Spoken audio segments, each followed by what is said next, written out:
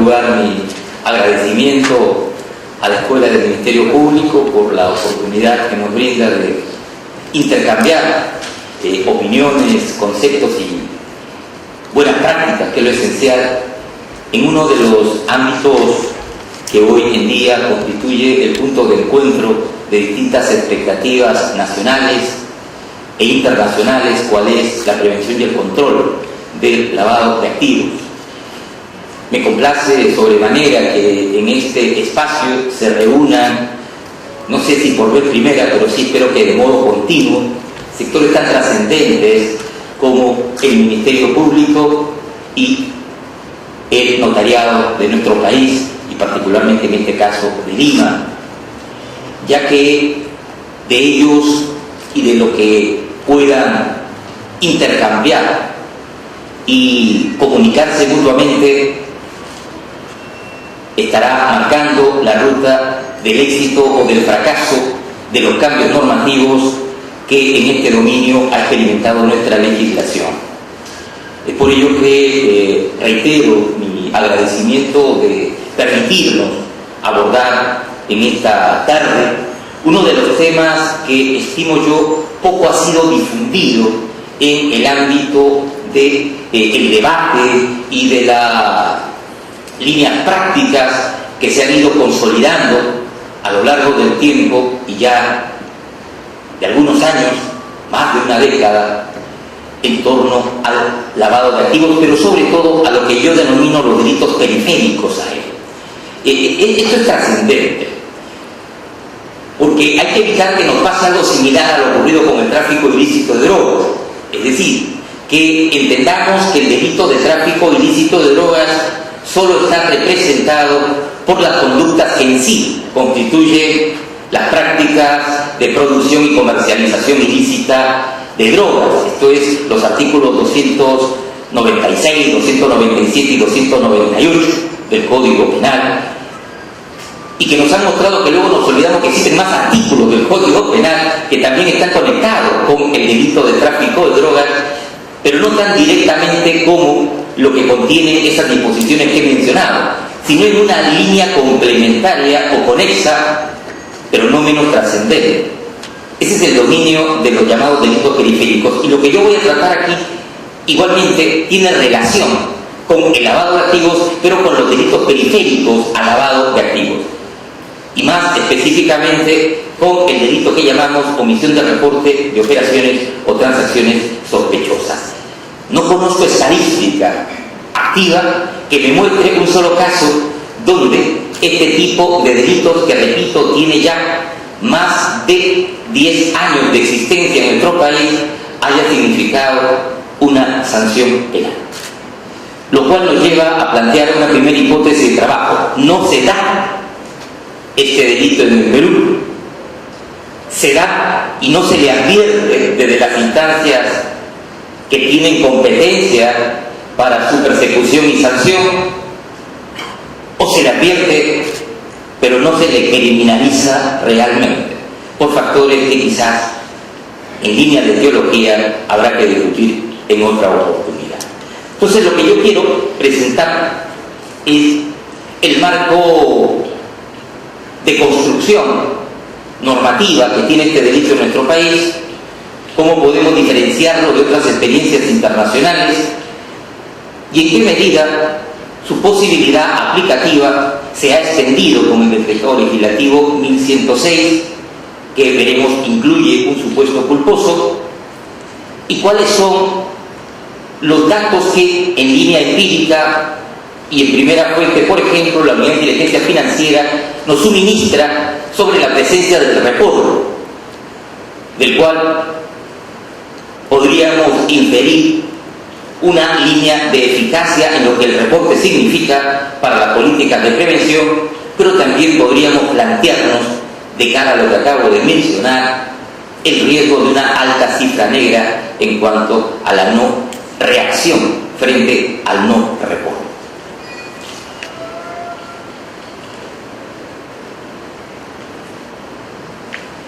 Voy a abordar un sumario que ahí se presenta como bastante detallado y amplio, de manera muy puntual, circunscribiéndome a lo más trascendente de cada punto, en la medida en que muchos de estos conceptos tienen ya una discusión muy arraigada y sólida que me libera de entrar en mayor análisis y detalle. Pero sí me voy a detener en aquello que concierne de modo particular a la criminalización específica que tiene en el Perú el delito de omisión de reporte de transacciones o operaciones sospechosas y sobre todo al carácter que tiene este delito de cara a la posición de autor. Entonces, a la calificación particular que va a requerir la condición de agente de este tipo de conductas y que quizás es lo que involucra en este momento de manera directa a los notarios nacionales.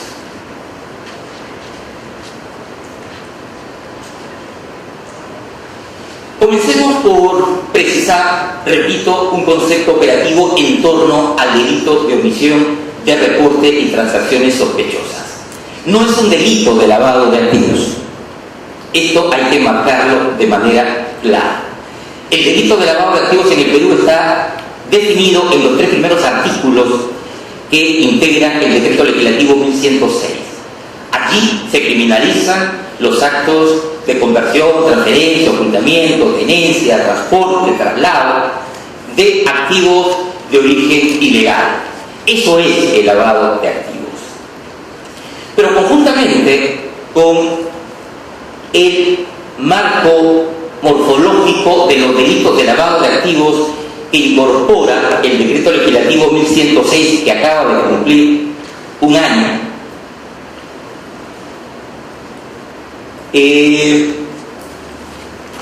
dos años, coexisten lo que he denominado los delitos periféricos. ¿Y qué cosa es un delito periférico en teoría dogmática, en la línea de clasificación de las infracciones? Pues son delitos especiales, autónomos, que son construidos para darles una función complementaria o de apoyo a otros delitos esenciales básicos que criminalizan una conducta de modo directo, en el caso que a nosotros atañe el lavado de activos. En cambio, la omisión de reporte de operaciones o transacciones sospechosas o también el rehusamiento, retardo y falsedad en el suministro de información, conductas punibles igualmente incorporadas en el Decreto Legislativo 1106, tienen esa función.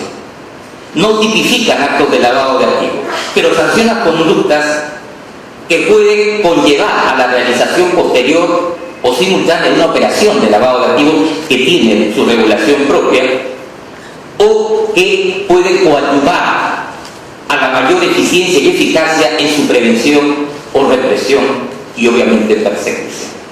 En ese espacio de delitos periféricos y de los incorporados al Decreto Legislativo 1106 encontramos en el artículo 5 el delito de omisión de reporte de operaciones y transacciones sospechosas. Pero eso no quiere decir que recién se haya incorporado este delito con el Decreto Legislativo 1106, sino que este delito preexistía ya en la Ley 27.765, que podríamos decir que es su antecedente inmediato.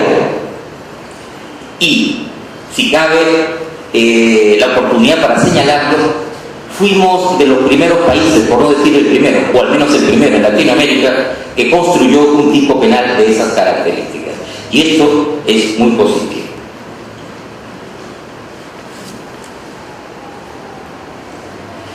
Y es muy positivo porque si repasamos la razón de ser de esta construcción delictiva, las bases que justifican su criminalización, o en términos tal vez más técnicos, de la posibilidad de adscribir la presencia de este delito a una función y necesidad político-criminales o a un interés tutelable o necesario de ser fortalecido o neutralizar cualquier riesgo en torno a él a partir de una criminalización, vamos a encontrar una constante clara en los instrumentos internacionales que van a fijar estándares orientados a que coexista en el derecho interno de los Estados delitos como el que nosotros tenemos en este artículo 5 del Decreto Legislativo 1106.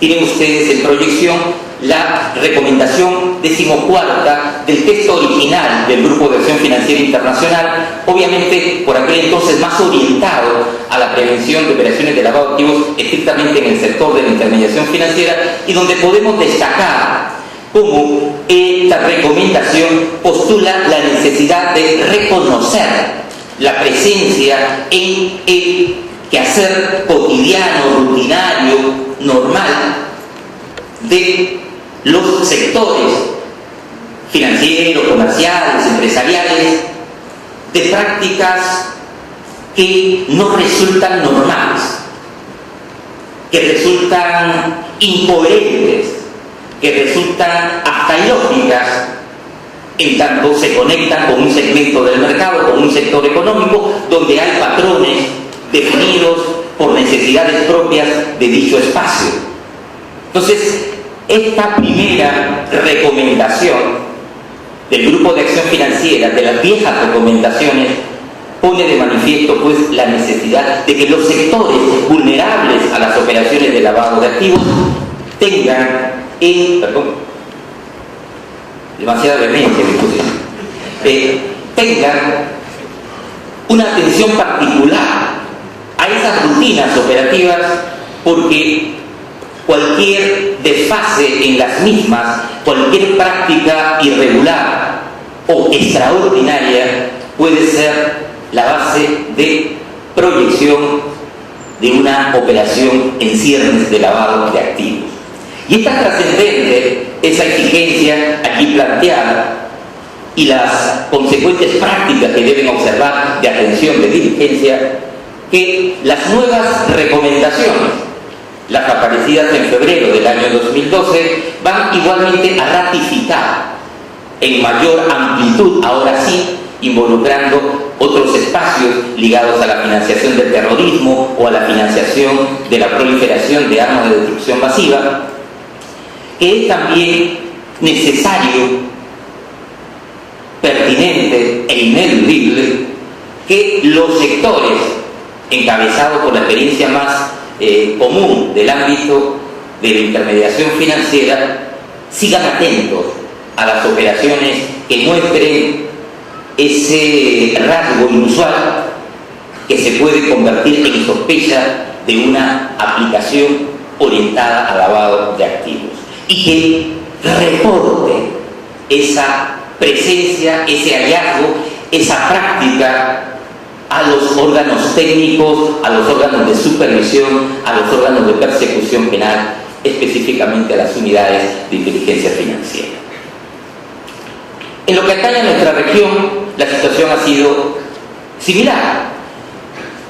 El grupo de expertos de la CICAP OEA, que secuencialmente va consolidando, modificando, innovando el reglamento modelo para la prevención del lavado de activos en nuestra región, ha incluido igualmente ese tipo de referencias particulares en torno a la necesidad de atención de estas operaciones o transacciones inusuales o sospechosas, y a esos deberes inherentes que van a surgir como consecuencia de advertir su presencia. La comunicación, la reserva, se colocan de la misma manera como modelo que debe orientar las decisiones político-criminales, las decisiones preventivo-administrativas y las prácticas normativas que en uno y otro ámbito deben desarrollar los Estados, en este caso miembros de la Organización de Estados Americanos. Vemos pues entonces que lo que es materia de nuestra atención, lo que es objeto de mi análisis en esta tarde, está conectado con un referente internacional que, por eso decía, colocó al Perú en una posición muy importante, en un paso adelante frente a otros sistemas normativos.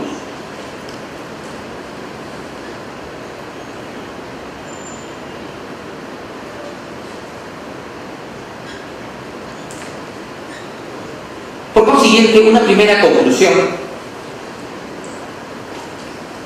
que podríamos deslizar de lo hasta ahora señalado y extraído de ese marco internacional es que surgen obligaciones y deberes especiales, sujetos comprometidos o vinculados con ellos, y que deben dar en el plano interno, en su relación cotidiana de servicios, vida a esa pretensión normativa internacional.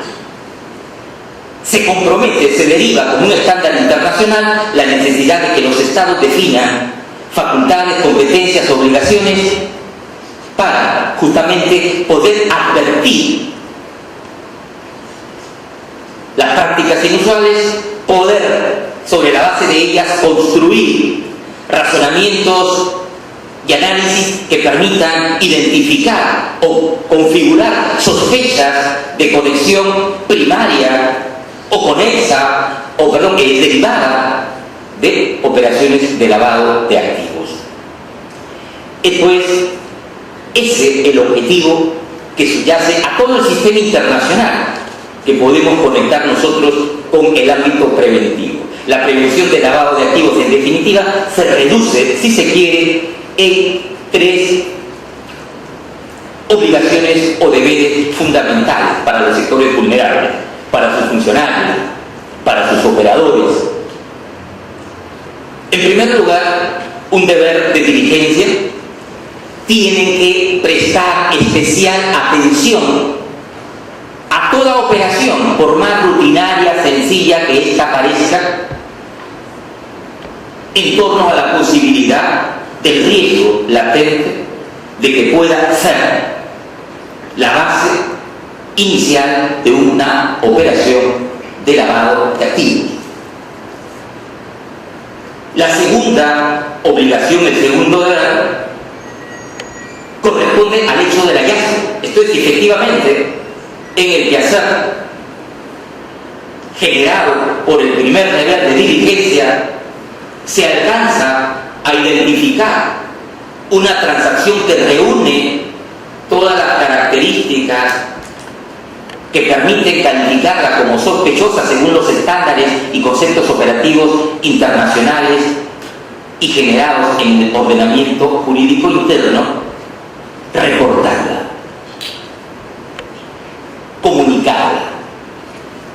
Incluso algunos instrumentos jurídicos dicen de inmediato o de la forma más inmediata. De ahí que una de las grandes contradicciones de la legislación peruana en este dominio, como veremos luego, era que eso inmediato era hasta 30 días en determinados momentos, ¿no? Cuando en otros países era 24 horas. Pero bueno, lo cierto es que ese segundo deber es el que más va a relacionarnos con la tipificación, con la criminalización del delito de omisión de reporte. La tercera obligación, el tercer deber especial que se tiene en relación con el marco preventivo en este dominio, es justamente la confidencialidad o la reserva. El reporte de la operación hacia las autoridades no debe ser conocido, no debe ser comunicado, no debe ser filtrado a las personas involucradas en la operación. Por más cliente cercano, por más cliente de larga data que se tenga, la ley no hace exclusiones.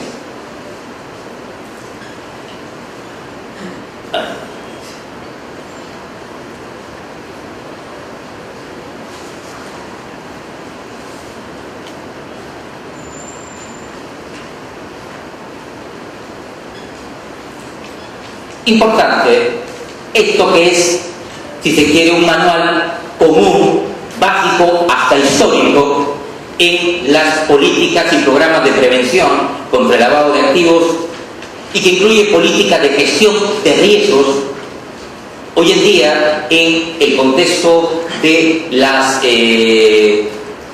estrategias y prácticas preventivas y de los programas de cumplimiento, particularmente en la línea de las personas jurídicas. El contar con un analista de riesgos es una casi obligación directa. hay que conocer los ámbitos de contingencia donde pueden presentarse las oportunidades para las organizaciones criminales y por ende las vulnerabilidades de ser infiltrados por estas en operaciones de lavado de activos. Son muy claras y se reproducen constantemente estas políticas, principios, rectores. Conoce a tu cliente, conoce su mercado, conoce a tu personal, promueve una capacitación permanente de tus operadores, particularmente en el dominio de las famosas señales de alerta, y bloquea cualquier operación que pueda, en línea de sospechas razonables, presentar las características de estar conectada a el lavado de activos. Esto es muy importante. Alguien se ha preguntado, ¿y por qué nosotros? ¿Y por qué a mí me toca hacer esto? Esto que lo hagan los fiscales, que lo hagan los policías. La primera conferencia que hice en este país sobre una materia similar estuvo dirigida a lo que podríamos llamar la primera promoción de agentes de cumplimiento que se constituía en los diferentes bancos del Perú. Y uno de los flamantes agentes de cumplimiento me hizo una pregunta directa al tocar una línea de información similar a la que ahora estoy planteando. Me dijo, oiga señor, pero ¿por qué nosotros? Este es un tema policial. Yo no soy un policía, yo no soy un fiscal. ¿Por qué tengo yo que hacer este reporte? Cuando mi código de ética tradicional, mi posición frente a los clientes me obliga más bien a todo lo contrario. Esto es a mantener una reserva casi absoluta y total frente a lo que él me confía o lo que él hace. Pues le dije, la razón es muy simple, y lo que usted aquí cuestiona se ha presentado en todos los países y en todos los sistemas donde comenzó a tratarse los programas de prevención de lavado de activos. La razón es muy sencilla, usted está donde no podemos estar, ni los policías, ni los fiscales, ni los jueces. Usted es nuestra primera línea de defensa. Además, su aptitud, su capacidad, le permite advertir cosas que nosotros no podemos hacer. Así que si usted está obligado a esto, es porque usted está en una posición privilegiada. Y usted tiene que hacer esto, porque si no hace esto, téngalo por seguro que nosotros sí lo vamos a esperar a usted más allá. Así que téngalo claro. Es una delegación de funciones. Le damos a usted la autoridad y la operatividad que nosotros no podemos tener. No nos alcanza de hora solo a lo que ustedes sí pueden hacer. Esto es muy importante de cara a lo que viene, a que los sujetos obligados se convierten en garantes del sistema, de la funcionabilidad del sistema, de su eficacia, de su eficiencia. Sin ello las cosas no funcionan en términos más prácticos. Por eso tiene usted esa obligación. El fracaso de nuestras estrategias está en sus manos, está en sus decisiones, está en su compromiso. Por ende, si usted no cumple con nosotros, usted es el responsable de lo que pase. Me siguió formulando preguntas y preocupaciones. Era, repito, la primera promoción de agentes de cumplimiento en el Perú. Y me dijo, oye señor, ¿y qué pasa si me equivoco? Si yo hago mi reporte y resulta que la información no era consolidada, resulta que había una explicación que yo no pude tomar en cuenta, en fin, ¿qué va a ocurrir conmigo? El cliente me va a querellar, la empresa me va a despedir y encima me va a hacer responsable de la indemnización que pueda sobrevenir al juicio que me van a hacer por las pérdidas que la denuncia y todo generó en el cliente reportado. Como dice el Chavo, que no cunda el pánico. No. Desde los primeros documentos internacionales, con coherencia, lo que la ley manda no puede ser ilícito. Por ende, se construyó una justificante. Y en todos los sistemas jurídicos, incluyendo el nuestro, el deber de garante y la obligación de reporte van acompañadas de una causal de justificación, es una norma permisiva que declara expresamente que no hay responsabilidad de ningún tipo, ni civil, ni penal, ni administrativa, por el reporte con buen criterio que haga el sujeto obligado de una transacción sospechosa. Esto del buen criterio hay que subrayarlo. Escuchaba con atención la exposición de mi antecesor cuando hacía referencia a algo similar a la obligación de reporte, aquí la obligación de información de quien detecta bienes conexos con actividades delictivas y que pueden dar lugar a procedimientos de pérdida de dominio y que deben hacerlo justamente en un plazo, 10 días. Pues bien, y inmediatamente lo mismo, o sea, una salvaguarda. El derecho, el Estado me da una autoridad, me da una obligación, no me puede sancionar por cumplir mi obligación. Si yo realizo lo que la ley me manda, no puedo estar fuera del ámbito jurídico. De allí que no hay problema en lo que usted reporte, en la medida en que lo reporte con los criterios de razonabilidad pertinentes. Entonces es importante la de garantía. Entonces, si queremos entender por qué yo estoy metido en el asunto desde mi notaría o desde mi estudio contable o desde mi agencia de aduanas en algo que me suena raro, aunque hoy cada vez suena menos raro en el Perú, felizmente, ya la expresión lavado de activos se visualiza cotidianamente, ya no hablamos de algo abstracto. Entonces ya entendemos por qué hay una responsabilidad, por qué hay una delegación de responsabilidad y por qué se me dan herramientas de reporte trascendente, pero también salvaguardas a mi voluntad de colaborar con la prevención de este tipo de prácticas delictivas. Un punto importante en este dominio y en lo que atañe a los sujetos obligados y a sus primeras bases hacia la agente de cumplimiento, en definitiva, es obviamente lo que llamamos señales de alerta.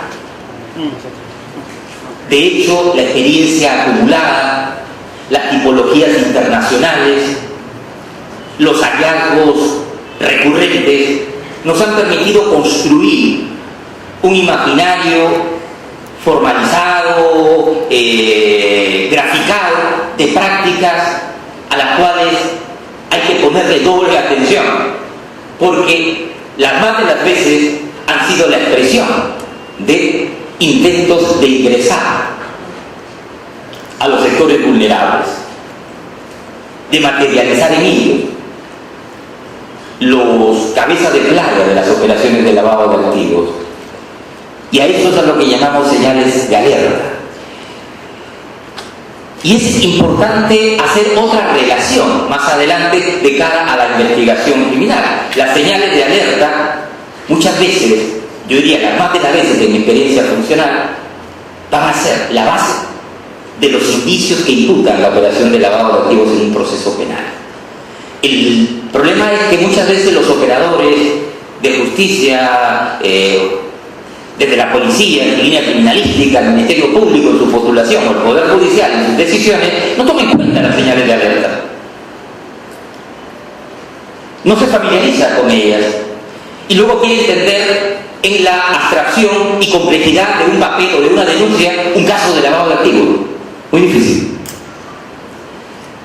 Yo cuando voy a programas ahora de capacitación, lo primero que le digo a los jueces y fiscales es aprendan a dibujar o a leer dibujos. Porque el lavado de activos es un delito que solo se va a entender para quienes operamos en la justicia a través de dibujos y de organigramas o de flujogramas. No hay otra forma.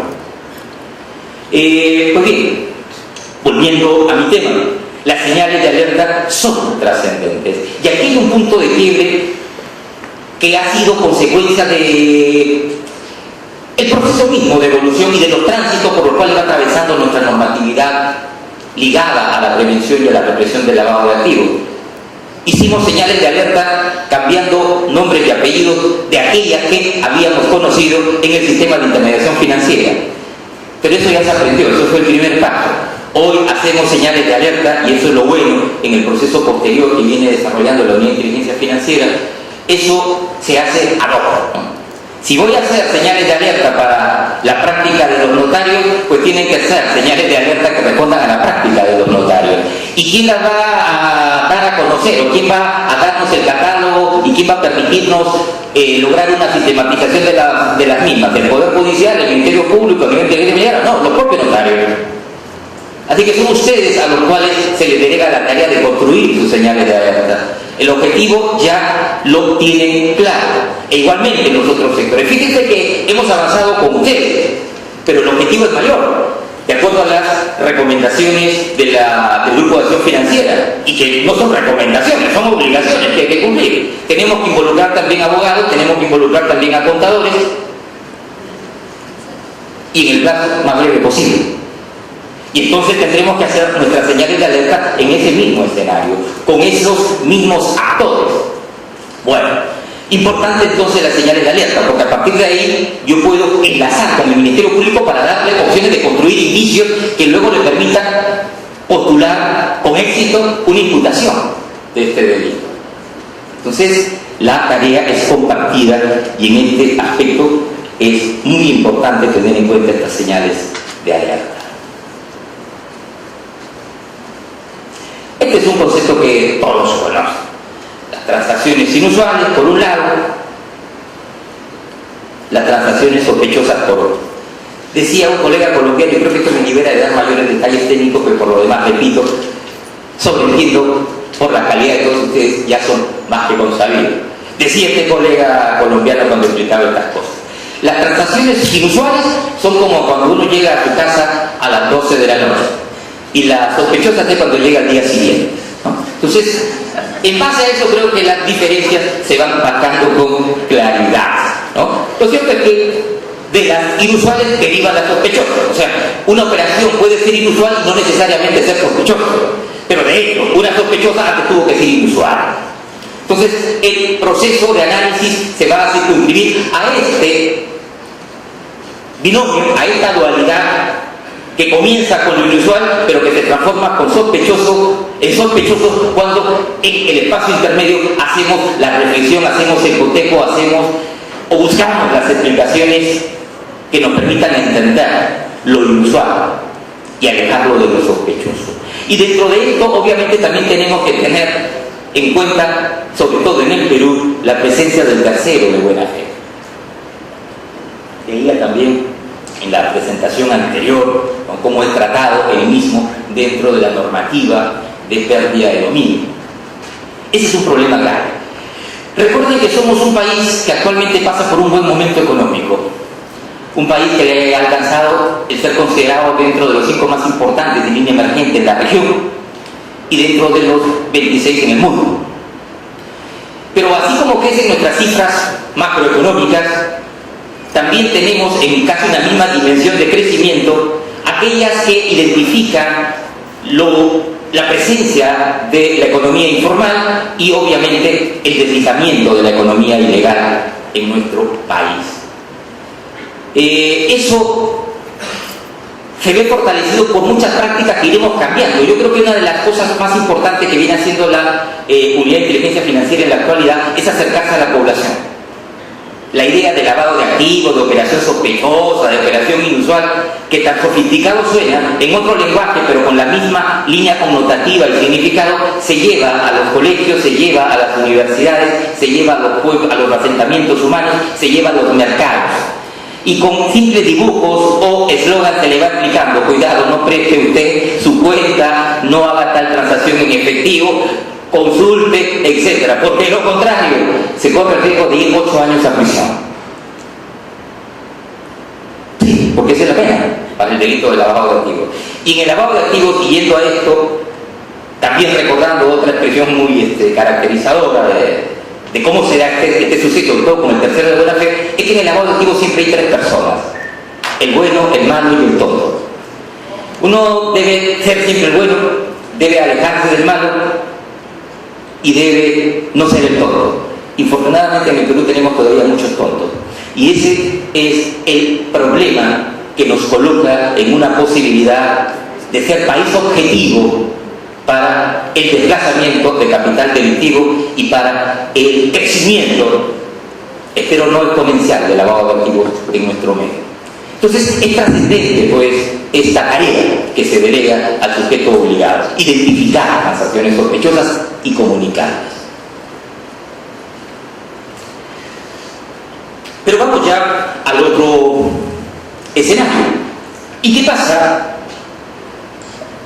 cuando todo eso que me mandan a hacer, que tiene razones, al menos por las presentadas, coherentes, sólidas y necesarias, y que va experimentando una línea de difusión y de extensión trascendente a los sectores económicos y a los profesionales también, no se hace?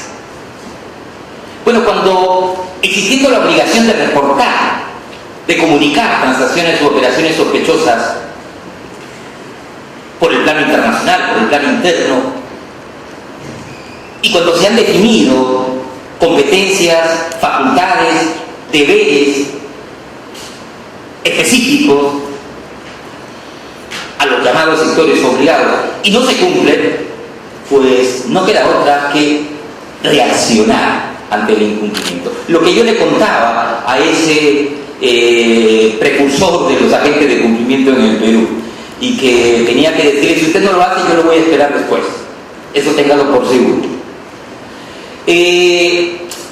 Los estados, ya cuando han dado mis investigaciones en el contexto extranjero comparado, han construido 4 posibilidades de tratar la omisión de reporte de transacciones u operaciones sospechosas.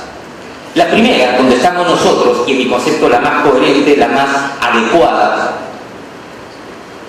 desafortunadamente no la más difundida, es la de construir un delito periférico para sancionar la omisión del reporte de transacciones u operaciones sospechosas. Colombia, que retrocedió en un momento, hoy ha vuelto a la orientación señalada y tiene una fórmula similar a la nuestra, no igual. Eso sí es una constante, no hay normas igual en este dominio. Una de las pioneras, la de Eslovenia, por ejemplo, tenía una prohibición muy orientada hacia los mecanismos de control previo. Nosotros más bien hacia la comunicación penal.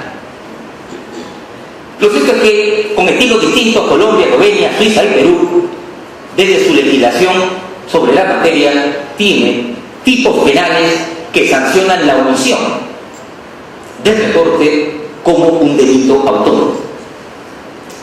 Otros han optado más bien por reprimir los efectos de la omisión de reporte. En tanto la omisión de reporte proyecte finalmente la realización de una operación de lavado, entenderán que el que omitió es generador del resultado, la operación de lavado materializada, y por ende eso equivale a que haya él mismo realizado la operación de lavado. Es decir, recurriendo a la fórmula de la omisión impropia, tratan la omisión de reporte en principio como una modalidad de lavado de activos. Esta modalidad tiene un ejemplo muy claro y evidente en la legislación española, que no ha tocado ni ha cambiado con la reforma del 2010 en este dominio. La tercera posibilidad que el derecho comparado nos muestra está más bien conectada con considerar que este tipo de omisiones solo merecen un tratamiento administrativo sancionador. Algunos autores muy importantes en Latinoamérica, como Hernando Quintero, consideran que esa debe ser la línea y la escena natural para las respuestas que hay que dar a estos casos. Yo no comparto esa opinión, pero señalo que también se da entre los analistas de la materia en nuestra región, cuando menos. Lo cierto es que hay países que han optado por esa vía. En el caso de América y de nuestra subregión, Brasil. Brasil mantiene, pese a los cambios que se han dado en su normatividad, de que eso es una infracción administrativa y hay que aplicar una sanción de esa naturaleza en la sede administrativa. En Europa, Alemania en su legislación igualmente estima que la omisión del reporte debe ser una infracción administrativa y tiene una legislación del año 2008. Y hay otro que dice, pues ni chicha ni limonada, ¿no? Esto es, ni es una infracción administrativa, ni es un delito, la omisión del reporte. Pero curiosamente, sí hay que sancionar administrativamente las prácticas que muestran una actitud no comprometida con los controles. Entonces, eso sí debe de entrar y calzar en el nivel de la infracción administrativa. El ejemplo más directo y notorio es el de Costa Rica, que también tiene una ley modificada del año 2009. Entonces, estos son los 4 escenarios. El Perú, hemos dicho, apostó por el primero. En nuestro país, la omisión de reporte es un delito periférico y está regulado de manera específica en el decreto legislativo 1106. De esta manera. La gran variante en torno al precedente de la ley 27.765, que como lo he dicho en otras ocasiones, tenía un nombre más bonito que el que tiene ahora, más sencillo, es un incremento de penas consecuencia de las reformas del decreto legislativo 986, que la elevaron, al menos la pena privativa de libertad, esencialmente. Pero el otro cambio y variante importante es el párrafo segundo. El párrafo segundo que incluye un delito culposo, una estructura culposa. ¿Y cuál es la historia de este delito culposo? ¿Por qué apareció un delito culposo ahora y en este espacio? Se lo digo porque fui testigo de excepción. El Perú había sido objetado en sus evaluaciones GAFI y en las que derivaban del mecanismo de evaluación multilateral entre las conectadas con el reglamento modelo, porque pese a las recomendaciones reiteradas del ordenamiento jurídico internacional en torno a la necesidad de construir delitos culposos en las normas internas que reprimían el lavado de activos, no teníamos fórmulas al respecto, no hacíamos caso a ese mandato, a ese estándar, a esa recomendación. Y el Perú se aproxima a una nueva evaluación. En este último momento, no pasamos pues, airosos, tuvimos muchas observaciones, pero no teníamos muchas cosas. Nos objetaron que no teníamos una estrategia, que no teníamos posibilidades de control sobre el traslado y transporte de dinero, que no teníamos acceso al secreto bancario por la Unidad de Inteligencia Financiera, entre otras cosas. En el devenir del 2008 al presente, pues hemos logrado lograr varios cambios. Tenemos un plan nacional contra el lavado de activos y la financiación del terrorismo, el esfuerzo de un grupo multisectorial de más de 9 meses, creo que es un trabajo más serio que se ha hecho en este dominio. Luego, la reforma de la legislación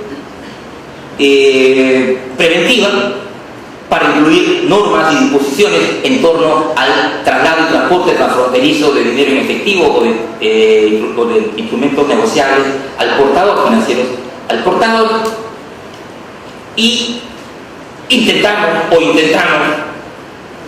que el Congreso de la República diera luz verde a la Unidad de Inteligencia Financiera para que pueda acceder al secreto bancario, cosa que lo hace siempre, pero que necesitaba una legitimidad mayor.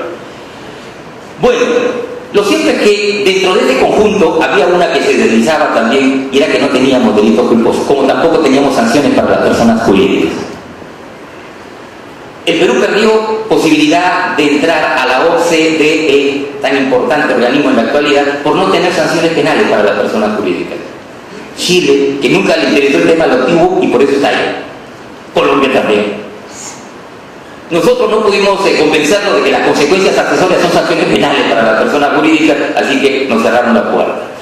Pero en ese contexto, entonces, el Perú tenía que crear delitos culposos. Y el razonamiento del legislador fue sencillo.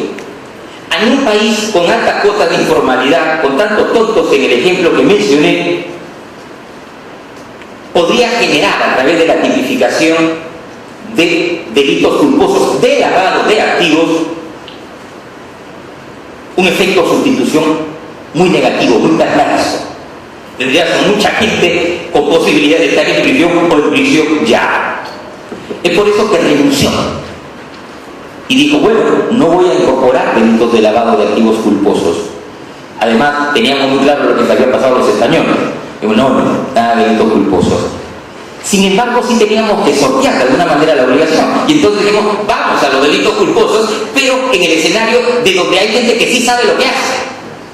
Algo contradictorio con la culpa, pero queremos decir donde hay gente que sí está familiarizada con las obligaciones y deberes, con los riesgos que demandan las prácticas comerciales que pueden desembocar en una operación de lavado de activos. ¿Quiénes? Los sujetos obligados. Entonces, trasladamos al párrafo segundo del artículo 5 el único delito culposo que existe en este contexto en nuestro país, como delito periférico de omisión de reporte culposo. Claro, porque ese no puede ser tan tonto, a ese lo familiarizamos en constantes programas de capacitación, a ese lo entrenamos permanentemente, a ese le damos reglas y le damos valores, fortalecemos su integridad. Entonces ese no puede decirme, me confundí o yo no sabía. Ese sí tiene que saber. En la lógica de que esté informado, por ende la posibilidad de que incurra en una negligencia sí merece un tratamiento penal. Pero se fue cuidadoso, porque en esa línea, como ustedes pueden observar, la penalidad no es privativa de libertad, es una pena de multa. Es decir, es una oportunidad en términos concretos. Familiarícense ahora que la pena es de multa, porque más adelante ya no va a ser multa. Así que ahora que se coloca como por primera vez este tipo de sanciones, este tipo de conductas criminalizadas culposas, pues atiendan a que pueden en el futuro ser reformadas. Y de hecho lo van a hacer. Pero el aporte, creo yo, importante de este dato va en relación con el significado de aquellos sistemas donde se han construido fórmulas culposas en general o que se han derivado delitos culposos a partir justamente del incumplimiento de las normas de registro. Esto es lo que quiero puntualizar. En el caso del Perú, no es la culpa sobre el registro o sobre la atención en la operación, sino sobre la comunicación. Ese es el detalle. Es muy restringida la configuración típica. Estamos, diríamos, al igual que la SUNAT en sus inicios, ¿no? La SUNAT en sus inicios tenía un famoso saludo de Navidad, no sé si ustedes lo recuerdan. Decía, SUNAT le desea a usted feliz Navidad y próspero año nuevo. SUNAT, cada vez más cerca de usted. Pues algo similar es lo que nosotros queremos hacer con esta fórmula que ahora se tiene. Hay pena, es un delito, pero de momento la sanción no es tan severa, así que no falles. El delito entonces se encuentra en el artículo 5, sus características son las propias y comunes de un delito de omisión pura, con un sujeto que tiene características especiales, no es cualquier persona, sino es un sujeto obligado, y la ley y reglamentos definen quiénes tienen esa posición. Algo importante, el sujeto obligado, que es por ende el único que puede ser autor de este delito, no solo está ligado, al ámbito de los sectores empresariales, comerciales, financieros, que detalla la ley 27.693/32, sino que también conecta ahora a los propios supervisores. Esto es, potencial autor del delito de lavado, de omisión de reporte puede serlo también un supervisor, en la medida en que no cumpla con reportar lo que puede encontrar en hallazgo en el ejercicio de su función supervisora. Recuerden, porque todos estamos familiarizados con ello, que los delitos de omisión pura se construyen sobre la base de una hipótesis que marca el surgimiento de la obligación. Entonces, en el caso de este delito, implica pues aquel que desde su posición funcional detectó una operación sospechosa, tiene inmediatamente la obligación de reportarla. Y la ley que fija un espacio temporal, que ha ido cambiando de los 30 a los 15 días. Repito, hay estándares mucho menores en países de la región cercanos al nuestro, llegando incluso a 24 horas. No sé qué es lo mejor, lo uno o lo otro, pero de hecho 30 era demasiado. Entonces, el delito se va a configurar por no comunicar el hallazgo al cual se está obligado dentro del plazo definido y a la autoridad competente, Unidad de Inteligencia Financiera. Fíjense, no interesa nada más, como en todo delito de omisión. Se reprime por desobedecer el mandato preceptivo de hacer algo, no realizar lo que los autores clásicos llamaban la acción esperada, en este caso el reporte. Si no se hizo el reporte, pues entonces el delito está perfeccionado y deberá de aplicarse la sanción. Oiga usted, pero a fin de cuentas no se logró, eso no interesa.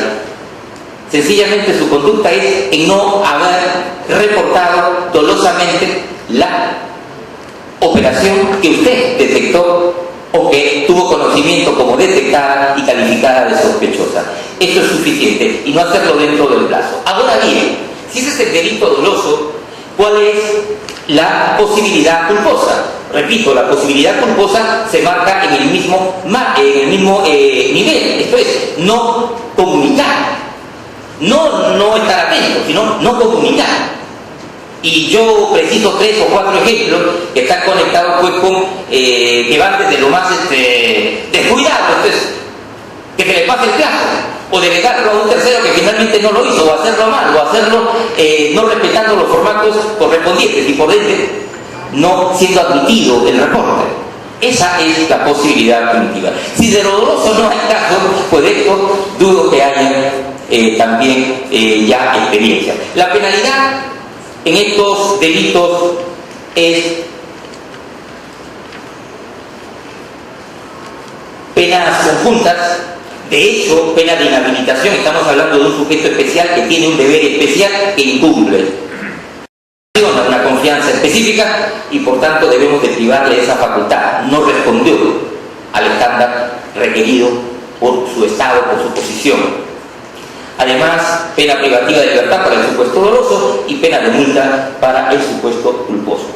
En definitiva, en el caso de la omisión de reporte dolosa hay 3 penas conjuntas, las 3 se aplican. Privativa de libertad, que puede llegar hasta 8 años, pena de multa y además la pena de inhabilitación, que puede llegar hasta 6 años. En el caso culposo, solo pena de multa e inhabilitación, esta última, que puede llegar hasta 3 años. Lo que ya he señalado, el espectro de los posibles sujetos activos pues es muy amplio. No solo sujetos obligados en sentido estricto, sino también supervisores.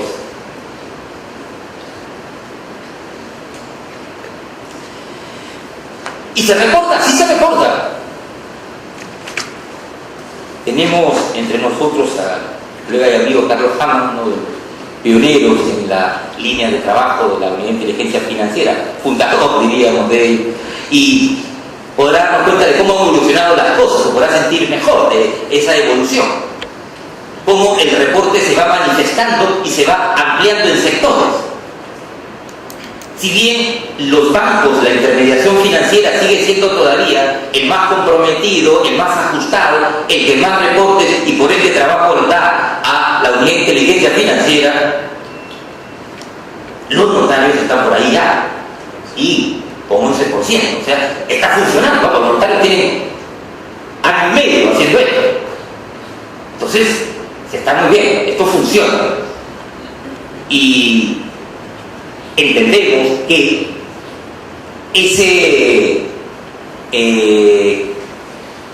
esa torta, esas porciones repartidas van a crecer. Van a crecer por una razón sencilla, por el propio proceso que estamos viviendo en línea de desarrollo económico.